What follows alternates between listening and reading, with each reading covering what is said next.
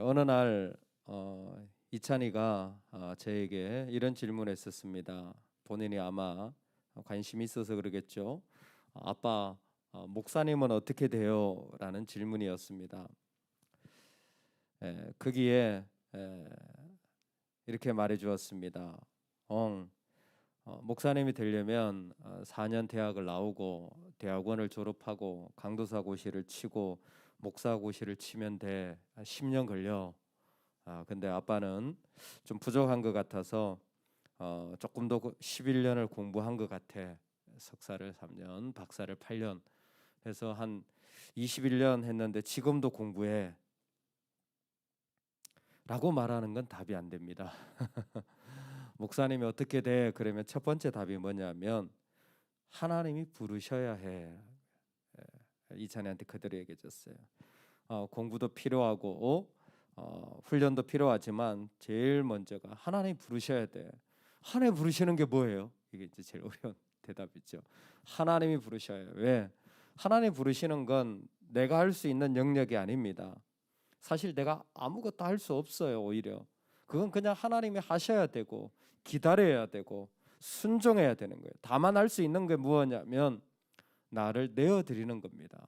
어떤 일이든 그게 어떤 목사의 직이라는 것이 아닌 삶의 자리에 자기를 내어드리는 일들이 부르심에 대한 유일한 우리가 할 수 있는 일인 것 같습니다. 그래서 어떤 부분에서는 대답이 어려운 것이 지금도 목회자가 되어가는 과정에 있다라고 생각이 되어지는 거예요. 라이센스를 받았다고 된 게 아니라 되고 있는 과정인 것 같습니다. 왜? 부르심을 이루어야 되니까. 여러분, 이것은 사사에게 대단히 중요한 도전인 것 같아요. 사사는 하나님이 그들을 이스라엘을 건지시기 위하여 그 가운데 구원자를 세우시는 걸 말하는 거예요. 다시 말씀드립니다. 사사는 하나님이 이스라엘 가운데 구원자로 세운 자들을 말하는 거예요. 그러니까 사사 입장에서 뭐예요? 세움을 받는 겁니다. 부르심을 받는 거죠.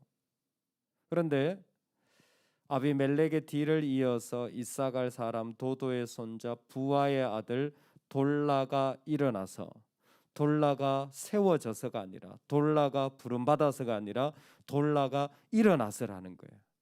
여기에 심각한 문제가 발생하기 시작하는 것입니다. 이전에는 아무리 이스라엘이 타락해도 하나님이 세우시고 부르셨어요. 하나님이 주도하시는 거예요. 근데 지금은 뭐예요? 자기가 일어난 거예요. 자기가 스스로를 사사라고 칭하며 주도하고 있는 것입니다.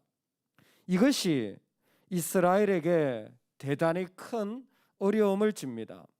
여러분, 부름을 받는 사람과 내가 일어나서 하는 삶의 차이는 어마어마하게 큽니다. 아니 뭐 부름 받은 사람이나 자기가 일어나서 열심히 하는 사람이나 다 하면 되지 않느냐, 이런 결정적인 차이가 나요.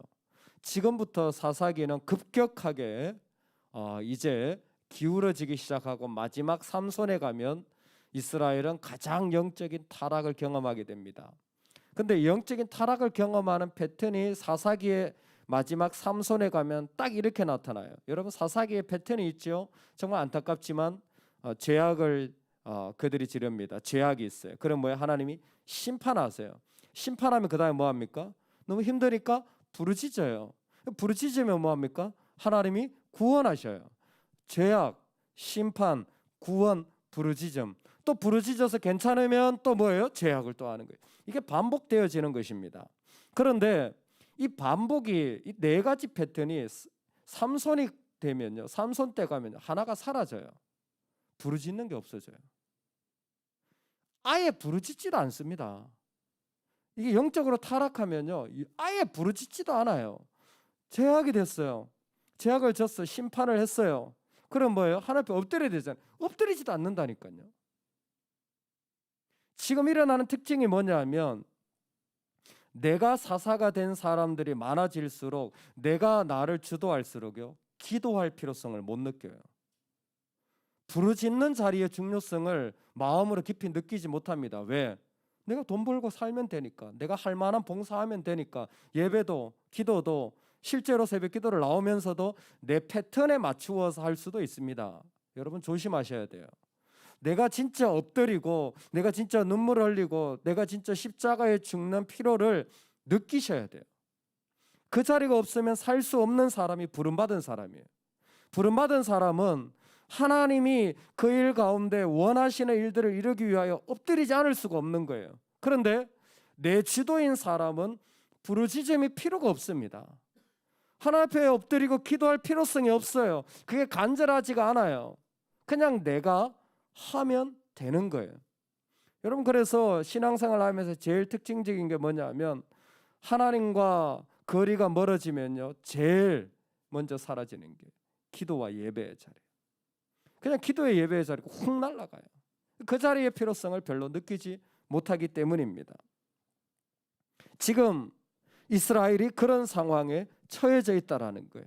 하나님은 그 자리를 가만히 보고 계시는 거예요.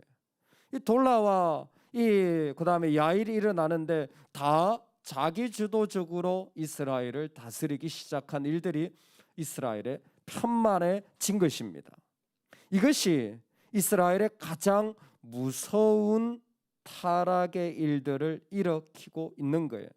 그래서 우리는 질문해야 되는 것입니다. 과연 지금 내가 살아가고 있는 삶이 하나님과 상관이 있는가라는 것입니다.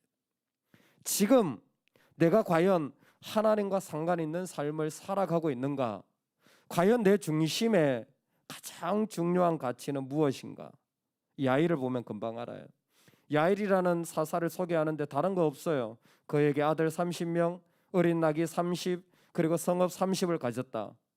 비슷한 사람이 있었죠. 기드온입니다.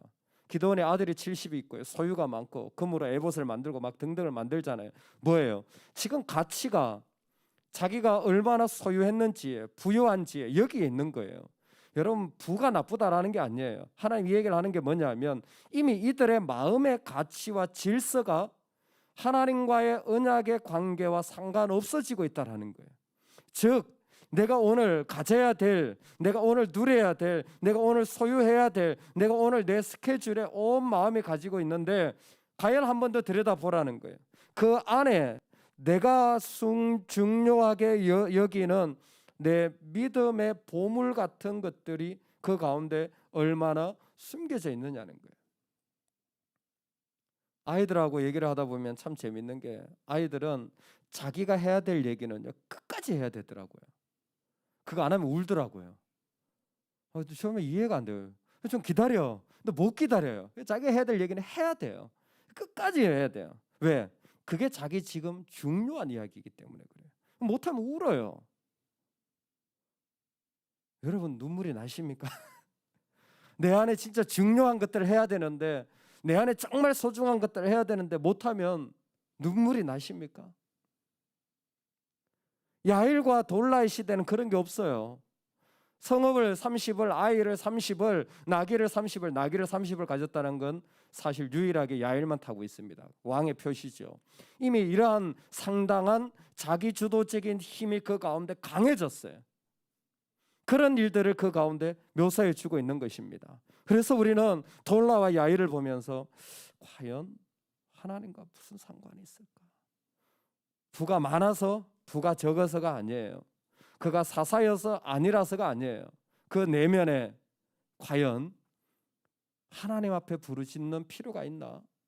정말 하나님을 간절히 원하는, 내 안에 하나님의 가치를 이루지 못한 눈물이 있나? 라고 물어볼 필요가 있을 것 같습니다. 이 말씀은 우리에게 몇 가지 중요한 도전을 줍니다. 그러면 돌라와 야일은 필요 없는 사사인가? 그렇진 않아요. 하나님이 이런 돌라와 야일을 사용하십니다. 이게 첫 번째 우리의 지혜인 것 같아요.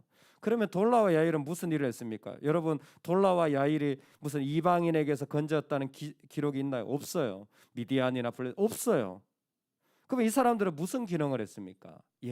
아비멜렉의 뒤를 이어 이스라엘을 23년 동안, 22년 동안 다스린 거예요. 아비멜렉이 어떤 사람입니까? 세겜에서 기드온과 대적하여서 자기 친가와 외가를 갈라놓은 사람이에요.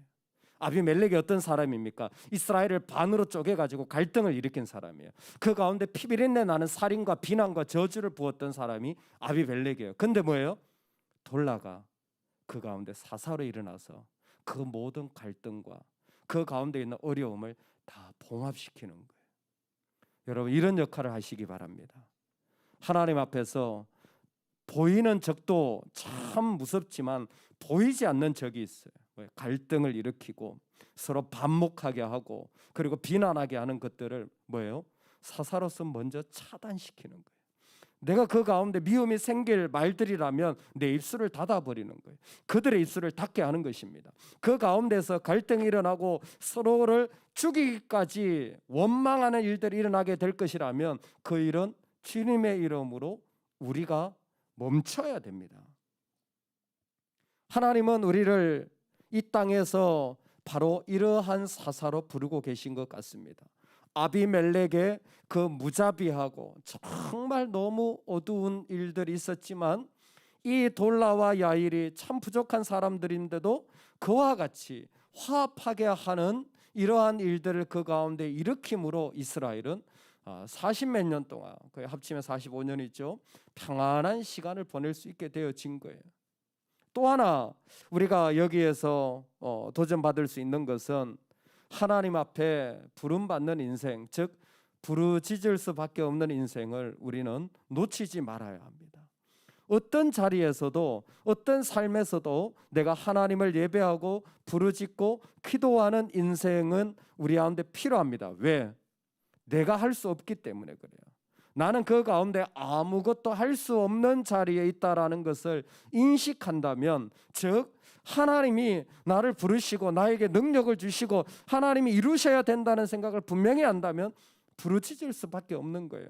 그래서 내 영혼을 항상 부르짖을 수밖에 없는 자로 예배하는 게 참 중요한 거예요.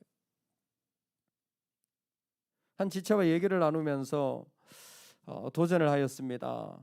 기도 자리에 나오는 게 필요하지 않습니까? 그랬더니 기도해야 되는데 마음이 안 떨어져요.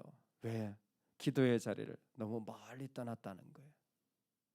제가 그런 얘기를 들을 때마다 참 기도의 자리를 쌓는 것은 5년이 걸리고 10년이 걸리고 20년이 걸리지만 무너지는 것은 사단이 하루아침에 무너뜨릴 수 있구나. 영적인 것은 얼마나 중요한지 사단이 하루아침에 뺏어갈 수 있구나. 여러분, 우리가 하루하루 부르짖음에 살기를 소망합니다. 우리 그 자리는 빼앗기지 않기를 소망합니다. 하루하루 하나님 앞에 엎드리는 삶이 되기를 소망합니다. 그래서 나는 할 수 없습니다. 나는 그 이룰 수 없습니다. 주님이 이루셔야 됩니다. 이 고백을 할 때 우리도 십자가의 그리스도인이 되어져 가는 것 아닐까 생각합니다. 너희 하나님 이르시되 너희는 위로하라 내 백성을 위로하라 너희는 예루살렘의 마음에 닿도록 말하며 그것에 외치라. 오늘 우리가 있는 자리에 이사야가 꿈꿨던 그 모든 갈등이 무너지고 그 가운데 부르짖고 외치는 일들이 가득하기를 주의 이름으로 축원합니다. 아멘. 우리 같이 한번 기도하겠습니다.